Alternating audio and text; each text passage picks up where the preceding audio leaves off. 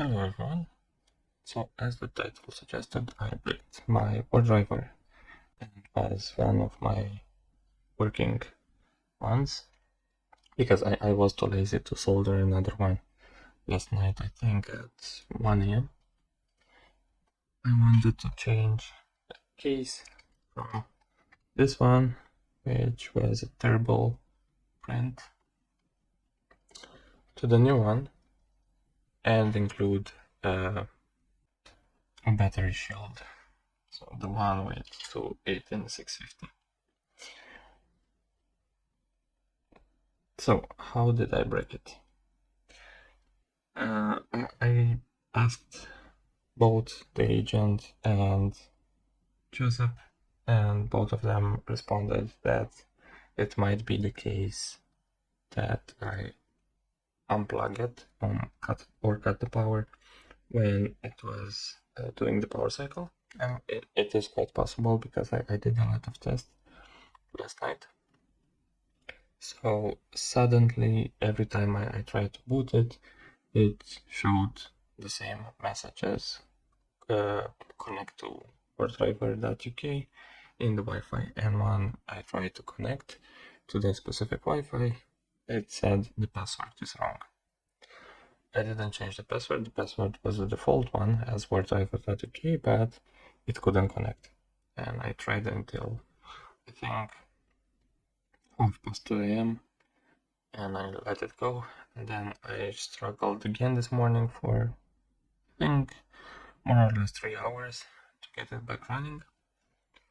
I refreshed both A and B. Keep in mind that this is the A side and this is the B side because I switched the flash, and fortunately you get a message saying that, for example, the B is flashed on the A side, which was my case.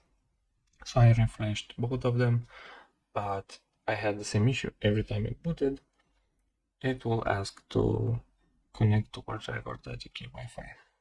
So I had a feeling that the refreshing method did not work for this specific ESP32 room 32U.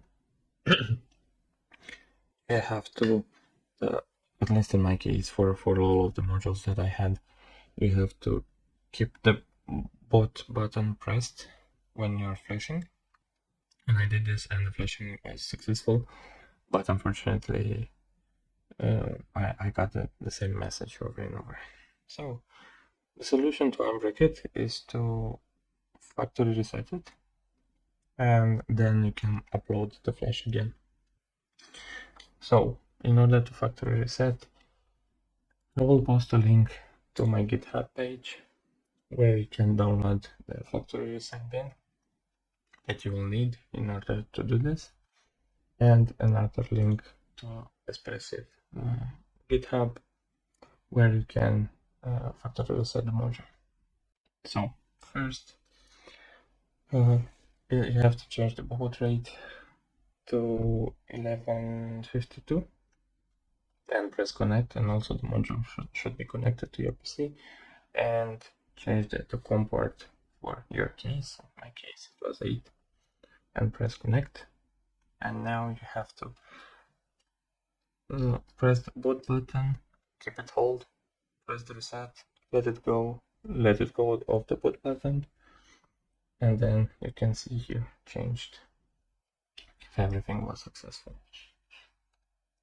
Then if you have this message, you'll have to click on erase flash, and it'll take just a couple of seconds, and you'll see that it was erased completed successfully.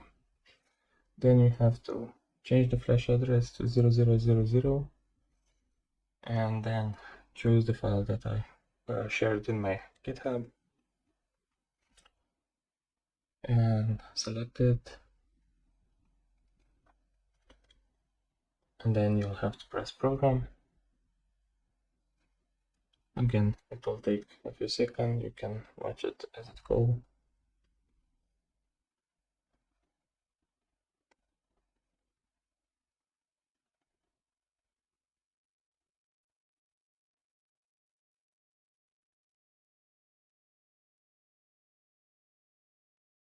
And if you can see this message, hash of data verified and leaving,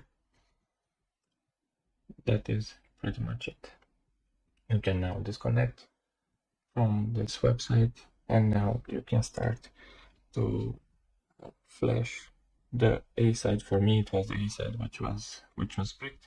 You can start to flash it normal. So plug it into your PC, choose the settings that Joseph described on his GitHub, and keep the button pressed while uploading the firmware, and you're done. And in my case, it was solved, but it works with an ECP32.